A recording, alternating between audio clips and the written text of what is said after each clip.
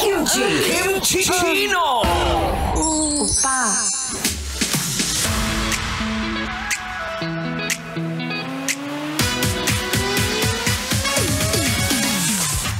At nagbabalik si Kim Chino ngayong Friday night. Usapang landian pa rin tayo. Anyway, mahala. Balik Chinitok sa tayo. Sabi ko kanina, di ba nga, i-share ko sa iyo ang 3 signs na landian lang yang relasyon nyo. Di ba? Ito na mahala, recap na tayo. Sabi ko kanina, una, landian lang yan kapag inconsistent ang communication nyo. Hindi kayo araw-araw nag-uusap, hindi nag-update, pero at some point, minsan sweet, minsan nga talaga. Diba? Lagi ko sinasabi, o katulad ng sabi ko kanina, walang taong busy. So kung importante ka, mahal ka niyan at seryoso sa'yo, walang busy-busy, hahanap at hahanap yan ng oras para kausapin ka. Pero kung lulubog lilitaw, ay nako, kabahan ka na. At ang pangalawa naman, sabi ko kanina, mahal, landian lang yan kapag allergic sa commitment. Ito yung sinasabi ko na kapag napunta na kayo sa point na ano bang next step sa ating situationship? Ano bang next step sa ating landian? Anong direksyon ng relasyon?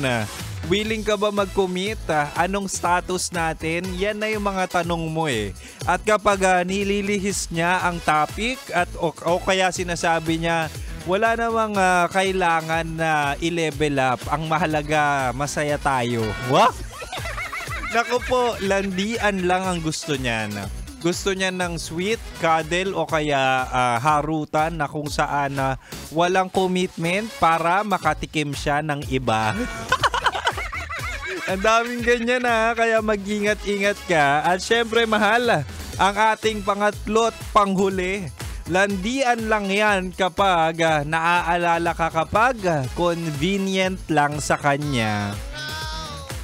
Ito na mahal yung kapag wala siyang ginagawa, kapag hindi siya makatulog, kapag hindi siya kausap ng totoo niyang jowa. Yan na. Bigla kanyang maaalala at bigla kanyang lalandiin. At ikaw, oo, ikaw na nakikinig, ang tawag sa'yo, pastime.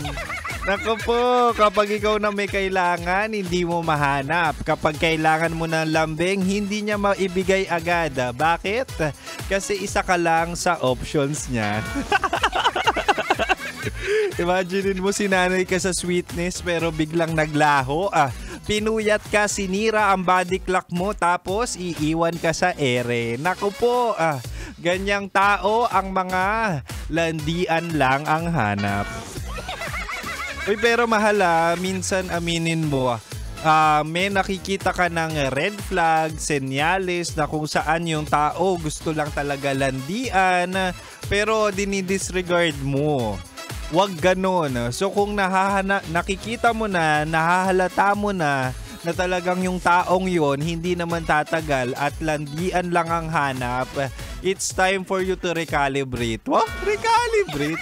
Hindi, it's time for you to have a self-reflection. Gusto mo bang magsayang ng panahon, oras, efforts, pagmamahal, o di kaya pera sa taong hindi naman tatagal sa'yo?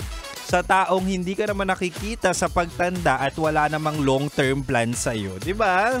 Much better to invest on someone that is certain na talagang gusto ka at nakikita kang papakasalan. Kasi meron ng ganun eh. Yung date to marry, yung makikipag-date sa'yo, jojowain ka at gusto kang pakasalan. Doon ka na lang mag-settle para hindi sayang ang lahat. Okay? O kaya mag-settle ka sa Chinito, di ba? Lagi ko sinasabi yan. Chinito, radio DJ, gabi-gabi, naka-tune in ka, di ba? Try mo kay Kim Chino. Anyway, mahal, happy Friday. Maraming salamat sa mga nakinig. At syempre, huwag ka mag-alala, susunod na sina Raketera at Titan Jello sa kanilang programang Rocky Secret Files with Titan Jello. Kaya mahal, manatiling nakatutok dito lang sa 90.7 Love Radio. Kailangan pa bang i-memorize yan? Basic.